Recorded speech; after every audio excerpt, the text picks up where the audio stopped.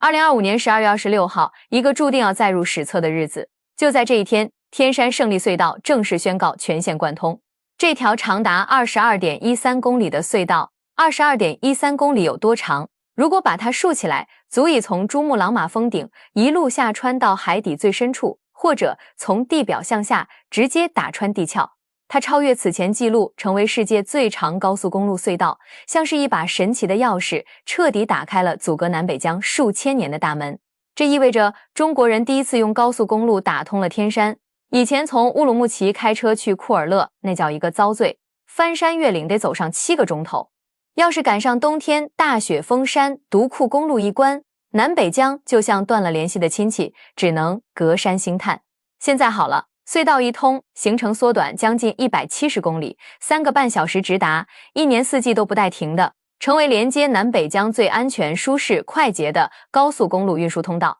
说起修这条路，那真是老天爷给出了张满分难度的卷子，总投资达467个亿，整整修了5年零8个月。最难啃的骨头就是这天山胜利隧道。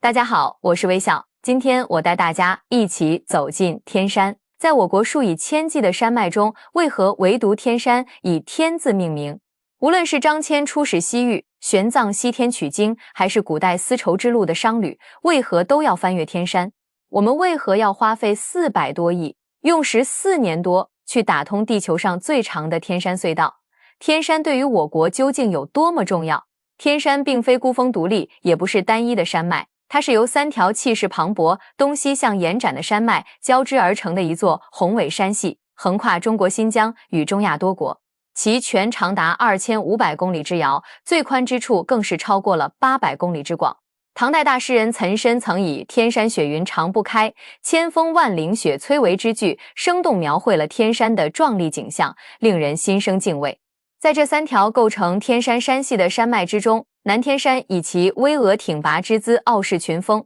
其中主峰托木尔峰海拔高达7443米，犹如天山之巅的璀璨明珠傲立于世。而与之并肩而立的则是第2高峰汉腾格里峰，其海拔亦达到了6995米之巨，两峰并肩，共同构筑了南天山的巅峰传奇。千百年来，这里流传着西王母与天池的神秘传说，让天山在中国人的心中不仅仅是一座山，更是一座与日月同辉、神圣不可侵犯的神山。尽管天山身居欧亚大陆腹地，但其独特的地理位置与气候条件却使得这里雨水充沛，生态环境极为优越。谈及新疆的地理环境，3山夹2盆无疑是最为经典的概括。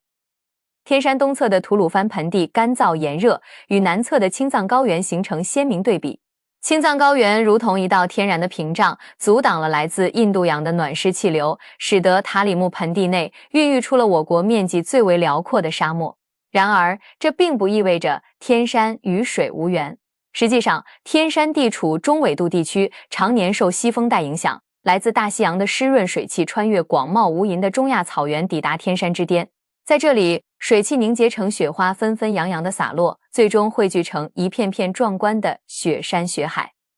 这些积雪在时间的推移下不断积压凝固，形成了大量的冰川。这些冰川如同天然的固体水库，为新疆地区孕育了300多条河流，更造就了被誉为西域狮岛、塞外江南的伊犁河谷。这里气候湿润，山水清秀，孕育出了品质上乘的新疆羊与伊犁马，更成为了我国市场上90%薰衣草精油的产地。千百年来，人类在天山地区不断开疆拓土，形成了复杂的交通网络。3条大道贯穿东西，数条小道沟通南北，使得天山成为了东西方文化交流的重要通道。西汉时期，张骞2次出使西域，便是沿着天山南道踏上了这条充满传奇色彩的旅程。天山路网的开辟，不仅促进了东西方文化的交流与融合，更让中国的丝绸得以远赴地中海地区，书写了一段段辉煌的历史篇章。在西域的广袤土地上，丰富多彩的文化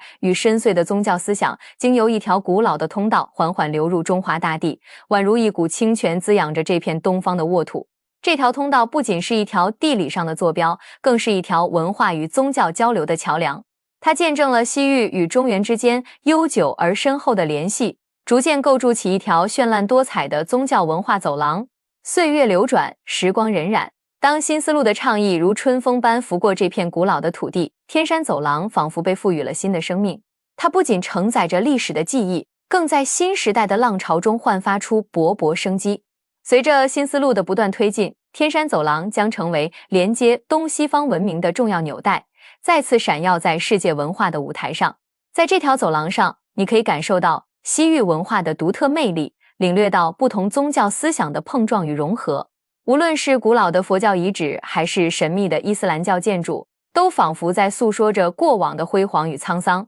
而新丝路的推进，更是为这片土地注入了新的活力与希望，让天山走廊在未来的岁月里继续书写着属于它的传奇故事。那么，为何我国要耗费巨资打通这条天山隧道呢？因为天山虽美，天山山脉的阻隔却长期制约着新疆旅游业的发展。它是 G0711 乌卫高速的主要组成部分，路线总长 318.5 公里。这是中国交建打造的继港珠澳大桥、蒙内铁路之后的中交名片工程，也是交通运输部新疆自治区及中国交建交通强国建设的试点项目。独库公路是中国人心中的一条网红路，跨越天山，串联起大自然恩赐的众多美景。但这条修建于上世纪70年代的公路，每年能通行的时间却不超过6个月。为了连通天山南北，经过5年的勘察，中交集团的设计团队得出这样一个结论：想要在堪称中国公路地质灾害博物馆的天山里修建安全、快速还能全年通车的道路，必须克服高山峡谷和极端气候的影响。而方案只有一个，那就是依靠超级隧道穿越天山。设计师们决定用一条全长 22.13千米的天山胜利隧道来解决难题。它将和其他272座桥梁及16座隧道一起，组成未来新疆南北交通的大动脉。让我们从太空俯瞰祖国大地，已挖通的隧道公路已超过45000座，总长度加起来可以绕地球1圈以上。然而，天山隧道是最具挑战的一座，这是中国最长公路219国道扩建工程的一部分。从新疆阿勒泰到广西东兴，全长10065公里的219国道沿中国西部国境线一路向南，从群山奔向大海，串联起中国西部地区的众多国门。当它走进天山深处后，则用一条 22.13千米的隧道穿山而过。这条隧道打通后，驾车从北疆的伊犁河谷到南疆的阿克苏，将无需再绕行独库公路，行车距离缩短了700多千米，实现了1天之内跨越天山。打隧道的过程中需要解决的第一个难题就是隧道通风问题。大西洋和北冰洋泛起的高空水汽穿过欧亚大陆，在抵达天山后便被冰封在天山雪线以上，形成了万年不化的冰川。如果我们在山顶打竖井，一个是有冰川不好打，另外隧道贯通后，里面的热空气上升，上面的冰川就有融化的风险。经过多次论证，设计师们最终决定采用3洞加4竖井的方法。简单来说，3洞就是在传统的隧道左右洞中间增加一个中导洞来辅助工作。这个洞叫平行导洞，它相当于一个横过来的通风竖井。作为独立的风道，新鲜的空气进入平行导洞后，通过横向通道与行车隧道进行空气交流，稀释行车隧道内的浑浊空气。有了平行导洞，可以利用将整条隧道进行切割的方式来缩短工期。中导洞在隧道完成之后，还可以用来作为隧道日常运行的服务配套。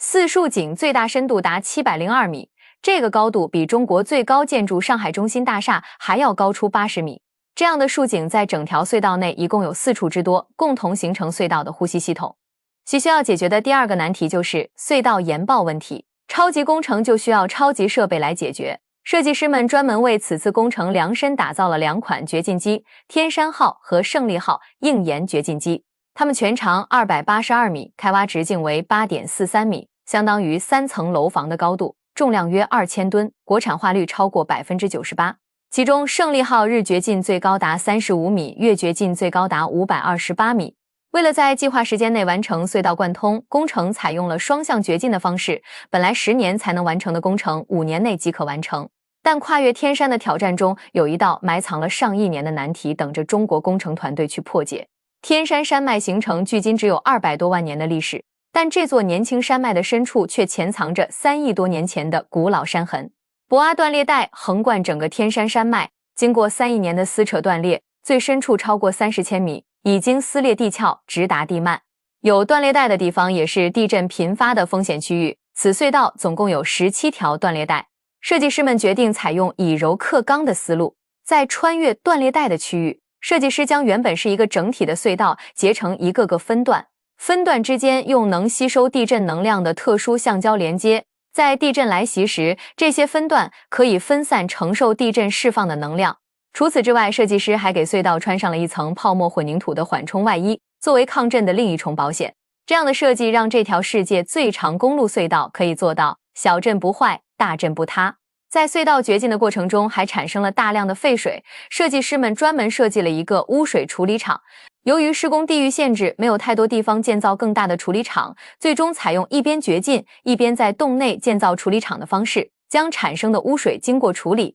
达到饮用水标准后再进行排放，实现了污水零排放的标准。目前投入运营的东天山隧道，以及正在跨越天山的胜利隧道和西天山隧道，3条隧道虽然深藏于悠远之中，但通向的是灿烂的光明。因为中国的工程人从来不会只着眼于当下，他们心中有着星辰大海。打通的隧道不仅会跨越天山，在实践中不断积累的绿色技术、数字技术，更可以结成中国交通建设领域的心智生产力，让他们可以在难度更大、生态更敏感的地方逢山开路、遇水搭桥，挑战人类交通工程的极限。2024年9月，已经纳入国家公路网规划的新独库高速也进入到设计阶段，中国工程师即将开启4跨天山的挑战。在不远的未来，随着一条条通畅道路建成开通，中国西部也将会填补全国交通版图的空白。交通运输的高质量发展，使路网由大写意变为工笔画，让边疆地区在走向共同富裕的道路上不掉队，让各族人民实实在在感受到推进共同富裕在行动，在身边，更让美好的生活汇聚到每一处边远的地方。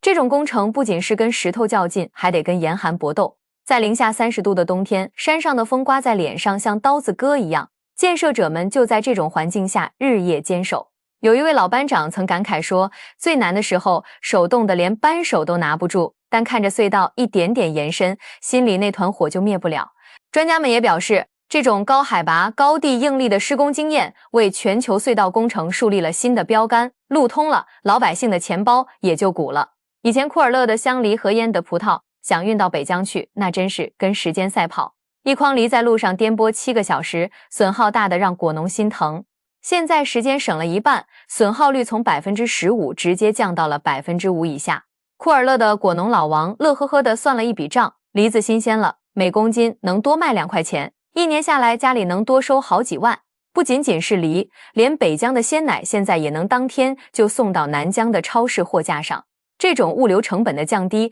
让整个新疆的经济版图都活了。更有意思的是，这条隧道还成了旅游的新宠。以前大家玩新疆、北疆和南疆总得2选1，因为路太远。现在一条大环线串起来了，早上还在乌鲁木齐吃抓饭，中午就能在巴音布鲁克看天鹅，下午就能到孔雀河边吃烤鱼。隧道里还贴心地设计了光影带，一会儿是绿草茵茵，一会儿是茫茫雪原。驾驶员开在里面不仅不累，反而像是在逛画廊。据旅游部门预测，到2026年，这条线的游客能达到800万人次，这带动的可是上百亿的收入啊！在我看来，这条路最感人的地方，其实藏在那些看不见的细节里。为了保护天山1号冰川，工程师们硬是多花了成本，把隧道线路往东挪了 2.5 公里。为了不惊扰雪豹和天山的野生动物，污水处理和动物通道做得滴水不漏。这种对自然的敬畏比工程本身更值得点赞。对于很多家庭来说，这更是一条回家路。